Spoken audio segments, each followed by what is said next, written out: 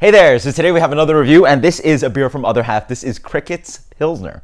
So who would have thought that Other Half, King of Haze, would be putting out some Pilsner, which is pretty interesting. This is a Vienna malt and Pilsner malted Pilsner, and then they change around the hops. So this one is with Motueka, and I really like the name on this one because it's Crickets. I mean, it's Other Half producing a Pilsner, and what do you have to say about it? And then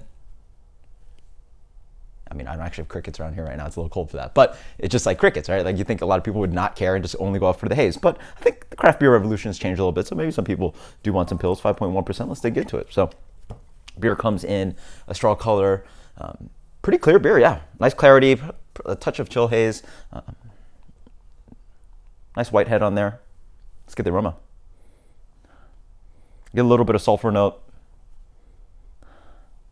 And as that blows off, just like touch of like cracker, light breadiness, a little bit of fruitiness underneath there. Motueka is offering maybe a little bit of this kind of like white grape note.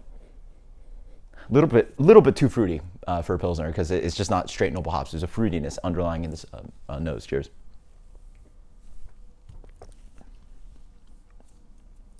Oh, it's pretty tame, but there is more of that kind of white grape note. It's because there's nothing to hide behind a Pilsner. I think it's sort of brewer's code. If you can brew a Pilsner, you know how to brew.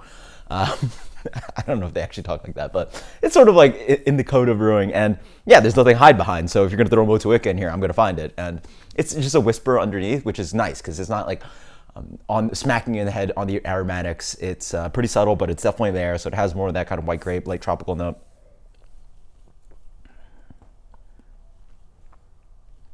I'm mostly getting just like, again, yeah, more of this like a white grape, light vinous note. And then, yeah, I mean, it's not too sweet. Nice soft water profile. New York water is pretty soft. It comes on with a little bit of graininess in the middle, dries out quite nicely. Has that nice kind of just fresh grain, like a fresh Pilsner cracked grain flavor driving throughout. A little bit more graininess on the back end, a touch of bitterness.